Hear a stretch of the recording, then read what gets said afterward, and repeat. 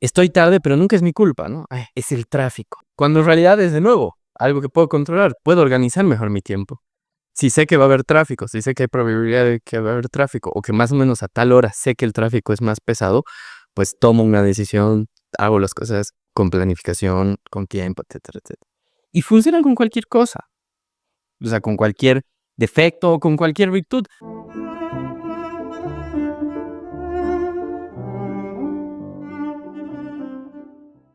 ¿Has pensado alguna vez que el ser humano es el único animal que se hace esta pregunta? ¿Qué tiene que hacer un perro para ser un perro? Nada. O sea, come, duerme, juega, hace sus necesidades y eso es ser perro. Lo mismo un gato o cualquier otro animal. De hecho, a veces les envidiamos si tienen mascotas.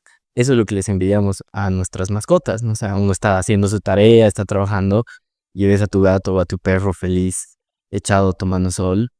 Y un poquito de envidia nos da y dices, ¿no? Qué feliz esa vida tan sencilla. No tiene que hacer nada más que ser, ¿no? Para ser un perro uno tiene que simplemente hacer esto que hablaba. Los seres humanos, en cambio, para ser seres humanos, tenemos que hacer otra cosa, algo, ¿no? Entonces, hay una cosa bien interesante en la naturaleza humana que nos obliga, nos llama a hacer algo más de lo que somos. Por eso poner la comparación de los animales. Habíamos visto en otro video que eso que llamamos trascendencia es justamente una de estas características.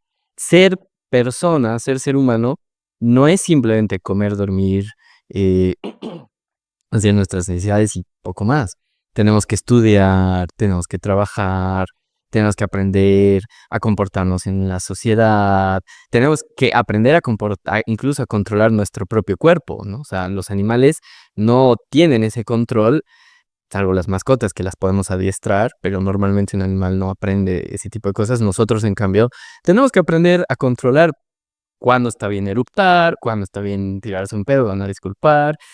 Todo ese tipo de cosas son muy humanas, a pesar de que nuestro cuerpo sean características, digamos, ¿no? Lo mismo, no comemos como los animales, ¿no? Un perro no utiliza utensilios, come directamente con su boca. Nosotros, la misma mano ya es un poco una herramienta, pero además le hemos inventado herramientas, los palitos, los tenedores, las cucharas, lo que sea que usemos. Entonces, estas características del mismo cuerpo, estas características naturales, que los seres humanos hacemos, las volvemos justamente humanas a partir de las herramientas, de las prácticas, de los usos culturales que usamos, muestran que ser persona, ser humano, implica hacer algo también.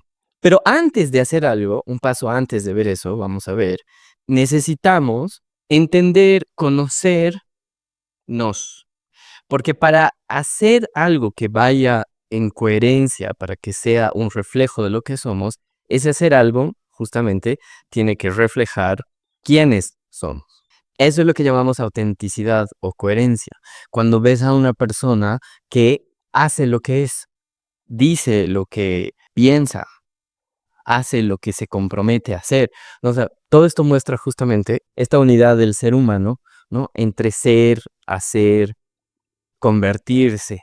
Y entonces la pregunta que un poco también estaba medio mencionado en otro de los videos, de conocerte, saber quién eres, es fundamental. Porque si no, terminamos haciendo cosas que a la larga nos vamos a dar cuenta que no éramos nosotros. Una persona que va a terminar convirtiéndose en amargada, triste, depresiva, renegona, cualquiera de estas maneras distintas de manifestar esa frustración, tiene mucho que ver con que son personas que no se han apropiado de su propia vida, de sí mismos, de su vida. Por muy coherente que parezca a primera vista, ¿no? O sea, uno daría a pensar que por naturaleza o necesariamente somos dueños de nosotros mismos. Y en realidad es un proceso. Y además acá hay una cosa más. Esta apropiación, apropiarse de sí mismo, de su propia vida, es siempre un acto de libertad. Es decir, hay esta oración que se le atribuye a San Francisco que dice, dame la serenidad para aceptar lo que no puedo cambiar, la fuerza para cambiar lo que puedo y la sabiduría para reconocer la diferencia. Y lo interesante de esta frase es que justamente está mostrando esta doble característica de la libertad. Hay que aceptar lo que no se puede cambiar. Hay cosas que somos y que venimos así, genéticamente, familiarmente, culturalmente, y de poco sirve querer cambiar esas cosas que no podemos cambiar. Pero hay otras, porque lo otro, decir, aceptar todo lo que te está pasando en tu vida es conformismo, es mediocridad, es pereza, flojera. Pero también hay que ver justamente, ¿no? ¿Qué se puede cambiar? ¿En qué cosas puedo mejorar? ¿Qué cosas son cuestión de disciplina, de orden, de justamente de fuerza? Y por eso la idea de sabiduría para reconocer qué cosas puedo cambiar y qué cosas, al revés, qué cosas puedo cambiar y qué cosas tengo que aceptar de mí mismo, ¿no? Entonces, este acto de libertad, de conocerse a uno mismo, poco habíamos visto por eso en otro video la idea de los 3 espejos. El conocerse a uno mismo no es tanto hacer este acto de introspección, que cada tanto es bueno hacerlo, pero no es la principal fuente de conocimiento de uno mismo, sino como se veía en ese video, ¿no? Lo comentábamos, es ver cómo reacciono con las demás personas, cómo reacciono con las cosas, cómo trato, cómo me relaciono con los animales, cómo me relaciono con mis cosas, cómo me relaciono con las cosas de los demás, todo eso que veíamos de los 3 espejos. Porque decía, la búsqueda introspectiva, ¿no? Es un poco, entre comillas, robarle, ¿no?, el tiempo a la propia vida. Porque vivimos justamente en lo que hacemos, en lo que estudiamos, en cómo nos comportamos con nuestros amigos, cómo nos comportamos en casa. Nuestra manera de renegar es lo que nos hace también, ¿no? Justamente esta idea del conocerse a sí mismo y por eso del espejo es preguntarle a las personas que conocemos y nos quieren, ¿cómo soy yo? ¿Cómo me ves? ¿Cuáles son mis defectos? ¿Qué hago? ¿Cómo reniego? Cada uno tiene maneras distintas. Y también, ¿cómo me alegro? ¿Me alegro o soy una persona que ya no sabe alegrarse? ¿No? Todas esas son preguntas súper importantes. ¿Por qué, no? Esta idea de no robarle el tiempo a la vida, o sea, es conocernos cuando estamos en la calle, cuando estamos solos, cuando estamos jugando, cuando estamos estudiando, cuando estamos con nuestra familia. Tiene que ver con, y esta es la palabra que es la contracara de la libertad, que es la responsabilidad. Digo que es la contracara, como en una moneda, digamos, ¿no? O sea, la libertad sin responsabilidad no existe, desaparece. Porque la responsabilidad viene, en el castellano se ve muy clarito, de la capacidad de responder en primera persona. Y esta es justamente la actitud de hacerse dueño de la propia vida. O sea, yo soy dueño de mis actos cuando puedo responder, yo los he hecho, porque yo querí. Yo estoy estudiando lo que yo quiero estudiar. Yo trabajo en lo que yo quiero trabajar. Yo juego, escucho esta música, me visto como yo quiero. Por supuesto, como veíamos, hay cosas que no voy a poder cambiar. Mi lengua materna es el castellano. Ya no voy a poder cambiar eso. Yo hablo castellano porque quiero. Si no me gusta, usando este ejemplo, mire pues a vivir a Suecia y tendré que aprender otro idioma. Pero nunca va a dejar de ser mi lengua materna, ¿no? Lo de cambiar, aceptar. Puedo cambiar y decir, no, ya no quiero vivir en mi país, me puedo mudar, es legítimo y está bien, pero justamente es un acto de libertad. Entonces, cuando hablábamos, decía, ¿no? Esta idea de la gente que termina siendo deprimida, amargada, etcétera, etcétera, es porque tarde se dan cuenta que no quisieron hacerse responsables de sus actos. Voy a poner ejemplos que un poquito todos nos han tenido que pasar, porque todos hemos pasado por colegios, ¿no? No, la profesora me odia, me ha aplazado. Fíjense la formulación, ¿no? No es yo no he estudiado y por eso me ha aplazado. Es hay un ente externo, la profesora, que yo no controlo, que además me odia por razones que yo desconozco y que entonces me aplaza. Entonces, ese fracaso en mi vida no es mío. Y aquí esta trampa de la psicología humana es bien interesante. A mí siempre me sorprende la capacidad del cerebro humano de engañarse a sí mismo. Porque parece que estoy saliendo bien parado, por decirlo de alguna manera, al no querer hacerme cargo de ese fracaso. Pero el precio de no hacerme responsable de mis actos, de no responder en primera persona, como decía, es que tarde o temprano voy a empezar a sentir que mi vida no es mi vida.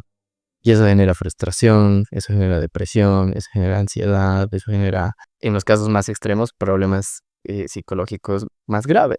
Entonces, lo interesante, por eso digo, esta trampa, es que es al revés. Cuando yo tengo el valor de decir, yo no estudié, yo me he aplazado, es que me empodero, porque si yo soy el responsable de eso, tengo dos opciones. Sigo sin estudiar, ¿no? Sigo haciendo lo mismo o cambio lo que decía. Entonces, una manera de reconocer qué cosas puedo cambiar es justamente ver qué cosas puedo controlar, qué cosas dependen de mi decisión, de mi libertad. Una manera de empezar a cambiar esas cosas, en el caso, por ejemplo, no en Bolivia, pero creo que pasa en cualquier parte del mundo, donde sobre todo, ¿no? En Latinoamérica más que en cualquier parte del mundo, es esta idea de estoy tarde, pero nunca es mi culpa, ¿no? Ay, es el tráfico. Cuando en realidad es de nuevo algo que puedo controlar, puedo organizar mejor mi tiempo. Si sé que va a haber tráfico, si sé que hay probabilidad de que va a haber tráfico, o que más o menos a tal hora sé que el tráfico es más pesado, pues tomo una decisión, hago las cosas con planificación, con tiempo, etcétera, etcétera. Y funciona con cualquier cosa, o sea, con cualquier defecto o con cualquier virtud, porque a la inversa, la virtud justamente es la capacidad de responder en primera persona. Solo que normalmente nos gusta más atribuirnos las cosas que nos salen bien. Entonces me he sacado 100 en el examen, pero la profesora me ha aplazado, siguiendo el mismo genio. O sea, es fácil atribuirse la victoria. Lo que es más difícil es hacerse responsable de la derrota. Pero como se decía al principio, ¿no? O sea, el riesgo de no querer hacerse cargo de eso es a la larga, ¿no? Esa frustración, esa tristeza, esa pena de sentir que mi vida no es mi vida. Y por eso decía que la responsabilidad es la contracara de la libertad, porque tiene que ver justamente, filosóficamente hablando, con esa idea de yo decido hacer esto con lo que se me ha dado y a partir de eso que se me ha dado, con lo que ¿qué puedo hacer con eso? Ponía el ejemplo del castellano. ¿Qué puedo hacer con lo que sé hablar en castellano? Y pues comunicarme con gente que habla ese mismo idioma, enseñarle a alguien que no habla, escribir poemas o qué sé yo, lo que sea, ¿no? Por seguir con el mismo ejemplo. Pero la libertad, por eso, y la responsabilidad, en el fondo, como ven, es lo mismo. Es yo soy dueño de mi vida.